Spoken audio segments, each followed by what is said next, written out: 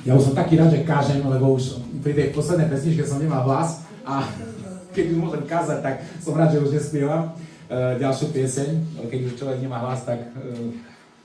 Ale vďaka Bohu, že môžeme kázať Božie slovo a Božie slovo je vždy živé a je dobre, keď otvoríme srdce, pretože Boh chce hovoriť do nášho srdca. A ja by som dneska chcel, aby sme sa preniesli spoločne pod kríž Pána Ježiša. Neviem, či nemáme asi obrázok. Máme? Môžeme dať obrázok? Môžeme trošku dať? Tak. Počkáme si na neho. Ale chcem, aby sme sa spoločne priniesli pod kríž a prišli ku dvom lotrom. A aby sme tak, ja mám nejaké otázky, chcel by som vám povedať nejaké otázky do nášho života, aby sme mohli aj cez tých dvoch lotrov, aby nám oni nastavili trošku také zrkadlo, tie otázky, aby nám nastavili zrkadlo, kde sa nachádza naša duša, kde sa nachádzame my v súčasnosti dnes, 31. maja 2026, keď stojíme opäť pred obnovením si zmluvy a pred Pánovou večerou, ktorú chceme zobrať, tak skúsme sa preniesť trošku k tým dvom lotrom, ktorí boli po pravej po ľavej strane. Neviem, či Biblia hovorí, že či po pravej strane bol ten rúhač a po ľavej strane bol ten spravodlivý, ktorý uveril. Neviete náhodou niekto? Keď nie, tak sa budeme pozerať, dajme tomu na toho, že ten je ten Po ľavej strane. po ľavej strane? Tak po ľavej strane je ktorý? Dobrý či zlý? Po ľavej strane je zlý a po... Ale tak po Ježišovej ľavej strane, myslím. Po Ježišovej ľavej strane. pravej strane, tak. Ten je zlý? Ten je dobrý. Už si ma zamotala. Nevadí. Povedzme si, že ten je dobrý. Ten je dobrý, tamten je ten, ktorý sa rúha Bohu. Dobre? Tak som chcela. Tak, výborne. Dobre, tak poďme si prečítať. Ten text je v Lukášovi 23. kapitole, takže keď máte Božie slovo, si môžete otvoriť 23. kapitole a budeme čítať verše od 39 do 43.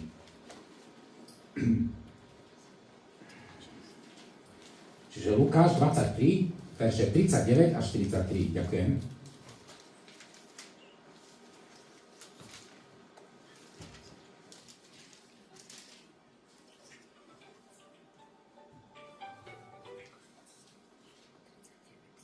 Jeden z tých zločincov, ktorí viseli na kríži, sa mu rúhal a hovoril: Nie si ty Mesiáš, zachráň seba i nás. No druhý ho zariekol: Ani ty sa nebojíš Boha, hoci si takisto odsúdený. Lenže my spravodlivo dostávame zaslúžený trest, ale on neurobil nič zlé. Potom povedal: Ježiš, rozpomeň sa na mňa, keď prídeš do svojho kráľovstva. A Ježiš mu odpovedal: Amen, hovorím ti, dnes budeš so mnou v raji. Halleluja. To sú krásne slova. Takže ten je dobrý. Už teraz neviem. Ten je ľavo dobrý. Na pravej strane. Tento je dobrý. Po jeho pravej strane. Tento počul tú úžasnú správu, že dnes bude so mnou v raji. Aj sú tak otočení k sebe, ako keby sa rozprávali. Čiže je to úžasné, čo počul ten zločinec, ten možno pred nedávnom niekoho zavraždil alebo zabil, nevieme čo, pretože Rímania, keď ukrižovali ľudí, tak to bolo preto, že bolo tam niečo vážne. Ten, kto vážne narušil poriadok a sociálny ten poriadok Ríma, tak toho ukrižovali. Inak mali aj iné tresty a ukrižovanie bolo naozaj krutý trest a bolo to zámerné, vždycky to bolo také zámerná krutá a ponižujúca poprava, preto, lebo chceli dať naozaj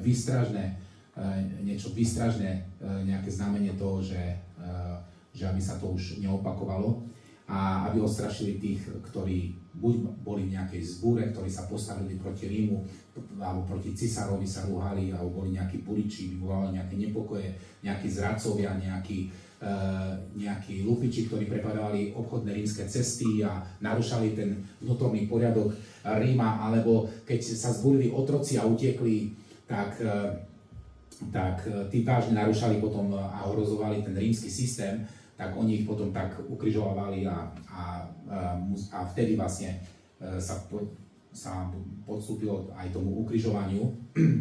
A na kríži vidíme, bratia a sestry, je veľmi zdôraznené odpustenie tým, ktorí Pán Ježiš odpustil tým, ktorí ho ukrižovali. A je tam znázornená tá láska Božia voči nepriateľom. Je to úžasné, že máme Boha, ktorý miluje aj nepriateľov. Pán Ježiš, ten charakter, akokoľvek sa povie, som hrdý, som šťastný, som obdivuhodný, obdivujem Pána Ježiša, ako to zvládol perfektne, ako Boh, ktorý sa stal človekom na kríži. A v Lukášovi 23:34 je napísané presne tá veta, ktorú povedal: Oče, odpustím, lebo nevedia, čo robia. Oče, odpustím, lebo nevedia, čo robia. A tu je Ježišov postoj a Ježišové nastavenie je veľmi správne, pretože aj v tej najťažšej chvíli na kríži on myslel nie na seba, ale myslel na druhých. Oče, odpustím, lebo nevedia, čo robia. Ešte mal dosť svojho utrpenia. Viete, že on sa musel stále nadýchnuť a stále sa musel postaviť, aby sa pri každom nadýchu a pritom prežíval ukrutnú bolesť, keď niečo povedal, alebo keď sa chcel len nadýchnuť. A cez to všetko ešte hovorí, že Oče, odpustím, lebo nevedia, čo robia. Ľudia, ktorí žijú bez Boha v tomto svete, tak práve tí ľudia, rovnako ako ten lotor po Ježišovej lavici, ktorý sa rúhal, tak ich filozofia v tomto svete je to, že ja nepotrebujem nikoho. Ja viem, ako najlepšie prežiť tento život a nepotrebujem nikoho, kto mi radil do môjho života a budem si robiť svoj život podľa seba. Toto je filozofia tohto sveta, že ľudia si povedia, ja chcem žiť podľa seba, ja nepotrebujem, ja viem najlepšie, čo je pre mňa dobré a pozrime sa, ako ten lotor dopadol touto filozofiou a bol to jeden z tých, ktorí sú vo svete, ktorí sa riadia týmto heslom, že budem si riadiť svoj život podľa seba, nepotrebujem nikoho, nepotrebujem žiadne nejaké pravidlá alebo čo. A vidíme, že dopadol tak, že nakoniec skončil na poprave. Takže ten lotor sa dostal, jeho cesta bola na popravu. A tu je moja otázka, prvá otázka, chcem vám dať niekoľko otázok, potom keď sa budem modliť. Ako si ty nastavený v svojom živote? Ako si ty nastavený? Si nastavený tak, že myslíš len na seba a nepotrebuješ nikoho, alebo sa aj modlíš každý deň a voláš. Ráno, keď staneš, povieš, Bože, ja ti ďakujem, že som mohol stať, ja ťa potrebujem tento deň. Alebo jednoducho vyskočíš jak rybička a ideš, raňajky, práca a neviem čo všetko, telefón prvé, čo stiahneš po telefóne a tak ďalej. Nech sme tak nastavení, aby sme povedali, Pane, potrebujeme ťa. Bez teba to nedáme, Duchu Svätý. My ťa potrebujeme. A Pán Ježiš, to je obdivuhodné, 7 vety povedal bol schopný povedať 7 vety na kríži. Prvá veta bola, Oče, odpustím, lebo nevedia, čo robia, čo som hovoril, kde sa modlí aj za svojich nepriateľov a prosí ich za ľudia, aby proste vyšli aj z tohto a aby aj oni mali večnosť. Pretože Pán Ježiš vedel, že ako to bude. Druhá veta, ktorú Pán Ježiš hovorí, je, veru, hovorím ti, dnes budeš so mnou v raji. Tu vlastne Ježiš reaguje na vieru tohto muža. Ten muž proste, Ježišovi to nedalo, aby nereagoval. Aj keď mal bolesť, on musel povedať, že amen ti hovorím, dnes budeš so mnou v raji. Vždycky Boh reaguje na vieru. On ťa nesklame a on proste, aj keby, to som povedal, že Boh robí niečo veľmi dôležité a je vyrušený niečím dôležitým niekým, tak keď počuje vieru, on ju vidí. Tak ako keď tá žena trpiaca na krvotok, viete, kto sa ma dotkol, vyšla zo mňa moc. Proste viera ťa zviditeľňuje ešte viacej pred Bohom. Tretia veta, žena, hľa tvoj syn, hľa tvoja matka, hovorí Jánovi apoštolovi, ktorý tam bol niekde pod krížom. A to bolo preto, lebo Mária už nemala svojho muža, Jozefa, on už zomrel. A tak Ježiš, pretože bol najstarší a vieme, že v Izraeli nefungovalo sociálky a sociálny systém, to znamená, že podľa ich zákonov sa musel postarať, ten najstarší syn sa musel postarať o svoju matku, Tak Ježiš aj v tomto nezostal taký, že by porušil nejaký zákon, tak hovorí žena, tvoj syn tvoja matka. Hej? Žena, hľa tvoj syn, hľa tvoja matka. Čiže zveril Jánovi aj Máriu do jeho rúk. 4. veta, Bože môj, prečo si ma opustil? Bože môj, prečo si ma opustil? Čím vyjadruje Ježiš, že bol nesmierne opustený. To bolo miesto potupy, hanby a on sa cítil sám, cítil sa opustený všetkými a celá ťarcha hriechu ľudstva, zástupne Ježiš zomieral za hriechy všetkých tých ľudí, nielen tých, ktorí boli pod krížom, ale všetky aj tí, ktorí boli pred nimi, aj za nás, aj za tých, ktorí ešte sa narodia zajtra. Ježiš zomieral za všetky hriechy. A preto tá samota tam bola v tej vete, Bože môj, prečo si ma opustil? Je zaujímavé, že nehovorí Oče môj, ale Bože môj, prečo si ma opustil? Ďalšia veta je žij s ním, čím vyjadrí svoje fyzické utrpenie. 6. veta je dokonané, čím zvestoval, že celý čas prišiel, mal poslanie a on to dokončil a on povedal, je dokonané. Povedal, je završené, tak ako apoštol Pavol povedal, že boj som dobojoval, beh som dokončil, vieru som zachoval. Áno, Pán Ježiš povedal, je dokonané. Ako Pavol povedal, ja som to dokončil. A 7. veta, Oče, do tvojich rúk porúčam svojho ducha, čím sa odovzdal do Božej vôle. Ježiš bol celý čas, plnil Božiu vôľu a odovzdal sa a porúčal sa do Božích rúk. Takže toto sú také špecifické 7 vety, ktoré Pán Ježiš povedal a je to úžasné v tom, že mal silu a čo povedal. Lotor, ďalší taký postreh ohľadne toho Lotra, ktorý sa rúhal, je to, že on prepasol spasenie. On bol tak blízko Ježiša, on to proste premrhal, prepasol to, premeškal to. A miesto toho, že by takisto prosil Ježiša a žiadal že by sa dostal do neba, on žiada, aby mu dovolil Ježiš, aby zostúpil tu na dole naspäť do toho pozemského života. A tu je moja ďalšia otázka. Kde upieráš svoj zrak? Upieráš svoj zrak hore do neba viacej, alebo viacej na tento svet, na tento pozemský svet? Pretože tento Lotor hovorí Ježišovi, zachráň seba a zachráň nás, čo sa zdá byť také úplne že ľudské a proste ako keby bol taký solidárny a chcel zachrániť všetkých, aby všetci traja boli zachránení, čo je také bratské a neviem čo všetko. A Ježiš, a ten druhý Lotor povedal, ten, ktorý sa uveril, tak ten povedal, zachráň mňa. A chcem povedať, že tento svet, ľudia, ktorí sú veľmi zameraní na život na tejto zemi, tak tí hovoria, že čo povedia napríklad ľudia. Pozerajú sa na dáv ľudí, hej, že čo na to druhí ľudia budú hovoriť, keby som napríklad uveril Ježiša. Alebo žiadajú a čakajú pomoc od ľudí v tomto svete. Či už od vlády, od čohokoľvek, ale ten Lotor, ktorý uveril, on prišiel za Ježišom a povedal, zachráň mňa tým, že povedal, tým, že sa ho zastal a tým, že ho prosil, aby sa na ňo rozpomenul. Ja ti chcem povedať, že Boh pozná nás všetkých. V Exodus 33, tu je Mojžišovej 33 kapitole, hovorí Boh Mojžišovi, ja ťa poznám po mene. Ty nie si zabudnutý, ani ty, ani ja nie sme zabudnutí pred Bohom. Nikto. Proste nikto Bohu neujde, že jak pastier, že počíta ovečky a jedna bude rýchlejšia v tom tempe, tak počíta o jednu menej. Ježišovi sa to nestane. Boh pozná každý vlas, má na tebe spočítaný. Aj ten, ktorý ti dnes ráno možno vypadol, keď si vystupoval z auta.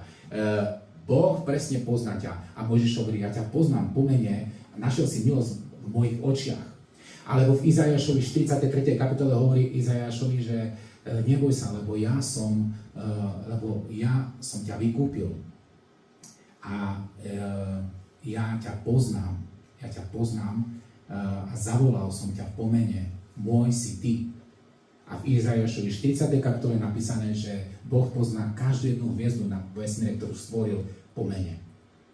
Každú jednu hviezdu pozná po mene. A v Jánovi 10. kapitole Ježiš hovorí, že ja poznám svoje ovce a moje ovce poznajú mňa.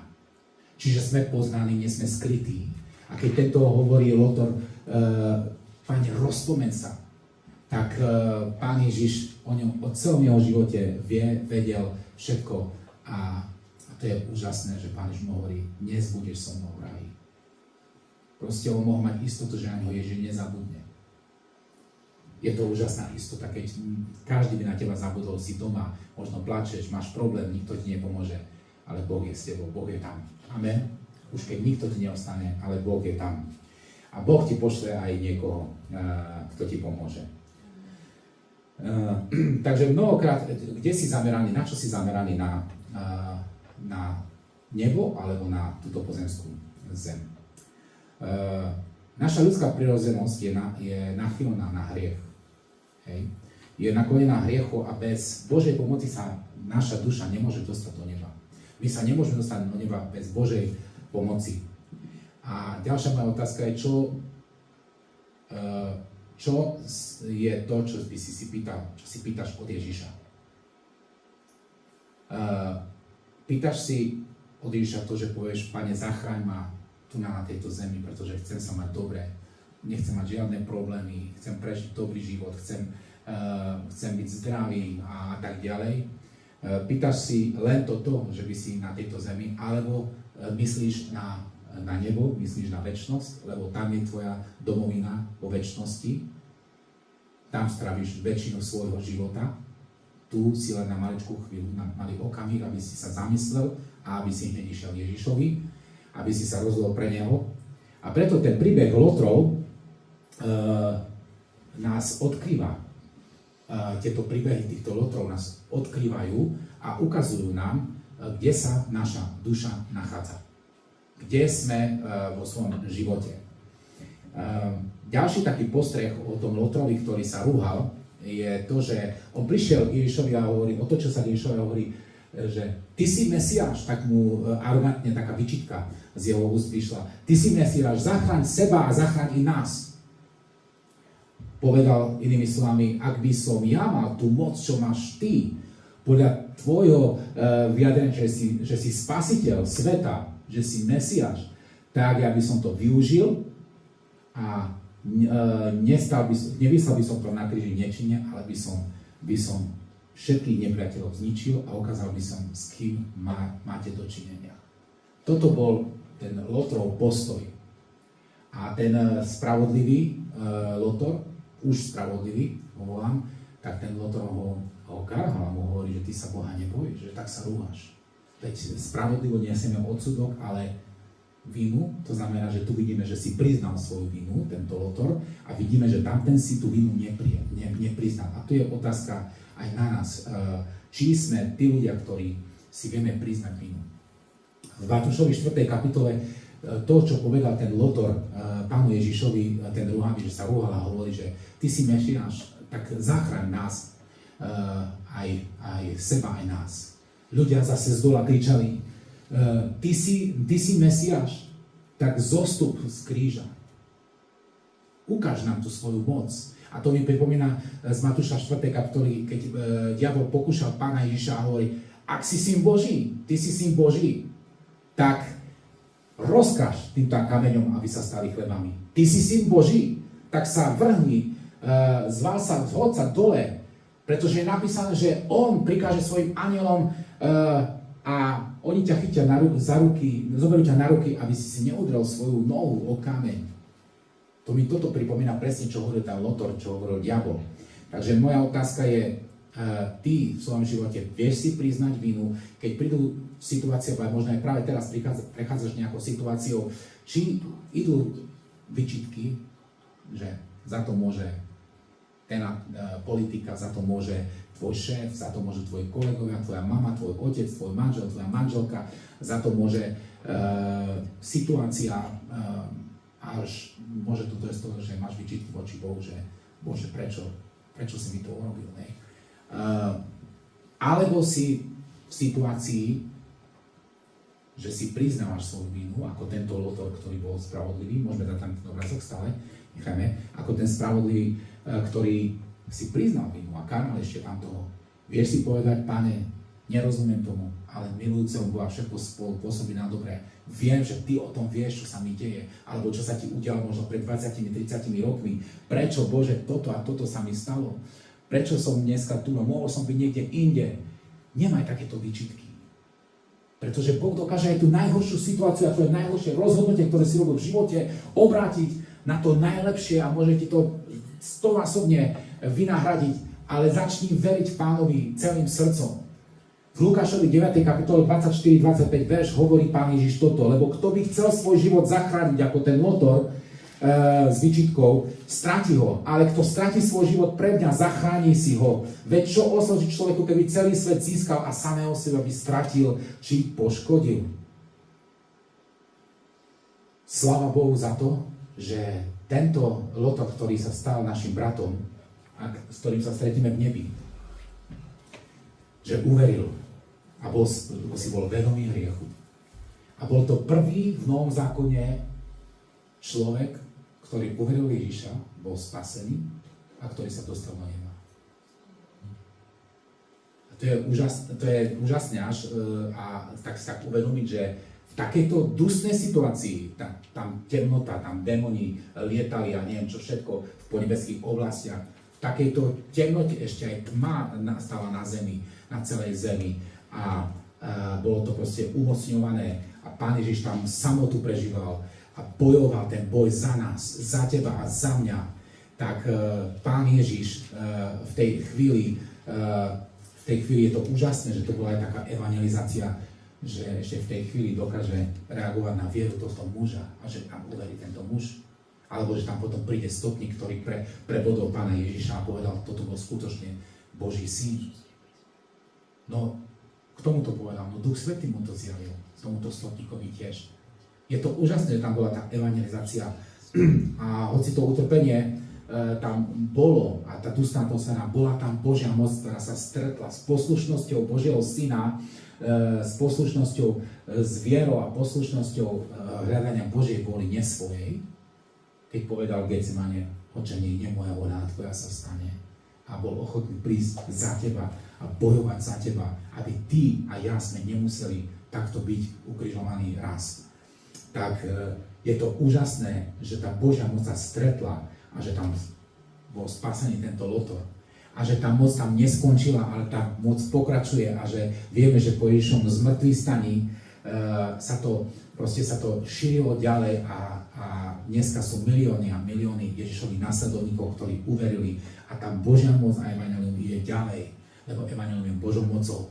Čiže vždycky, keď sa Božia moc stretne s poslušnosťou, pamätáte si, ako ste vy uverili, keď možno ste mali tiež takúto temnotu a boli ste v situácii, kedy ste boli skľúčení a nevedeli ste si rady, mali ste otázniky a v tej práve situácii, netešivej situácii, v tej zlej situácii ste začali volať na Boha a Boh sa vám spoznal, ste prijali Pána Ježiša. Úžasné. Božia moc sa totižto dokonáva v slavosti, možno v takýchto ťažkých situáciách, alebo v situácii, kedy si ty, Boh chce ti pomôcť. A či si slabý, alebo prechádzaš niečím, Božia moc je dostatočná, aby ťa z toho vytrhla, aby si ty, úžasné je to, že nemusíš trpieť, pretože už na teba to urobil Pán Ježiš.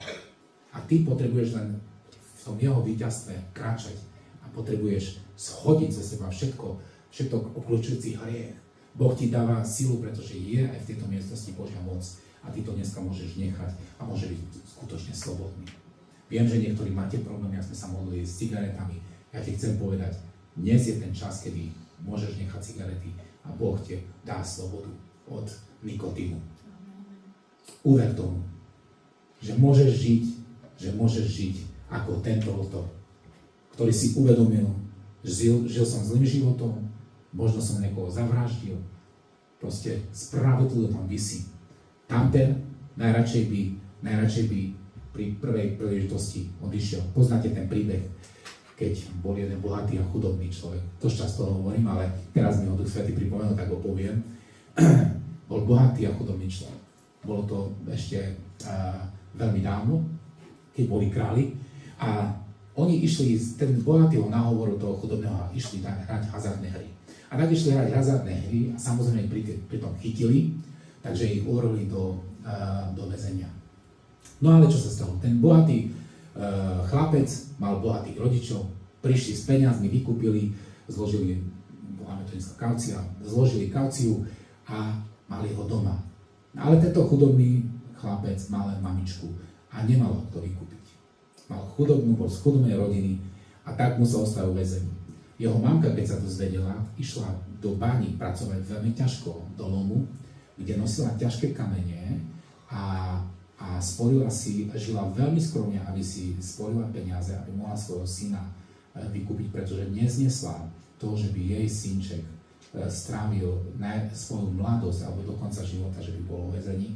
A tak tvrdo niekoľko rokov pracovala a po niekoľkých rokoch sa jej podarilo nahromadiť zarobiť tú sumu, ktorú potrebovala, aby vykúpila svojho syna z väzenia. A tak ho vykúpila a ten syn sa dostal prvý deň na slobodu. A hneď prišiel za ním jeho kámoš, ten bohatý chlapec a hovorí, tak čo, poď, ideme hrať hazard. A on hovorí, ja už nejdem. A ukázal dlane, pretože dlane, mozole a krv na dlane mojej mamky ma vykúpili. Ja už nepôjdem hrať hazard. A to je to presne, čo si uvedomil tento lotor a čo si neuvedomil tamten. Tamten by najradšej zoskočil z toho kríža a žil by možno taký istý život ako predtým. Ale tento sa znovu zrodil, stal sa našim bratom, pretože uveril v Pána Ježiša Krista a ešte ten deň sa dostal do neba. Ako prvý v Novom zákone, sláva Bohu.